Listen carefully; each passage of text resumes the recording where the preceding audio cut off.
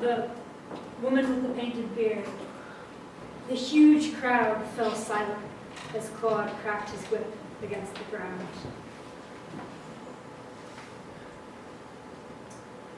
Claude's voice echoed through the walls of the tent, daring us to leave behind the world outside and enter into a world where imagination came alive, where dreams came true.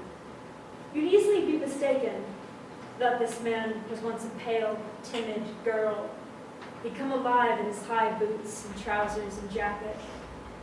I couldn't take my eyes off of Claude, the man inside a woman's body.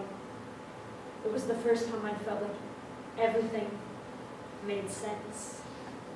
Claude caught my eye as he held the audience in the palm of his hand.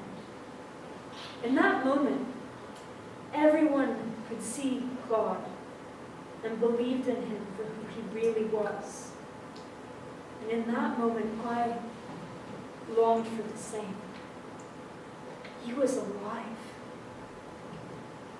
I didn't realize that my father was looking down on me until I felt the grip of his warm hand in mine. He knelt down beside me and gently pinned a red rose to my coat, smiled at me. Later, whilst waiting outside the tent, I watched as the spectators mocked and jeered at Claude, calling him a circus freak. Faggot! She-mount! Tranny! Fruitcake! And I left him in a heap on the ground. The gleam that had once been pride in his eyes had turned to sadness and shame.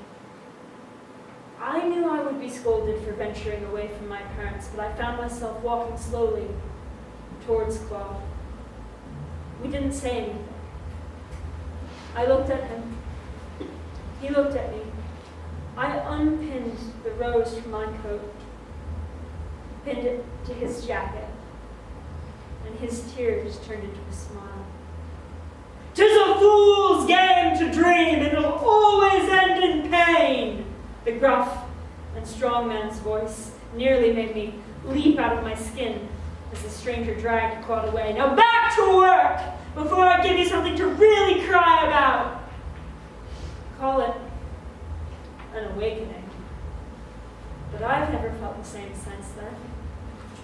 I've always wanted to be seen for who I am, not to be mocked or laughed at for wanting to be me, and I don't know if that is ever going to be possible. I don't know what tomorrow will bring.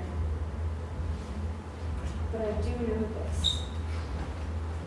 I am proud of all of you. Never stop being you.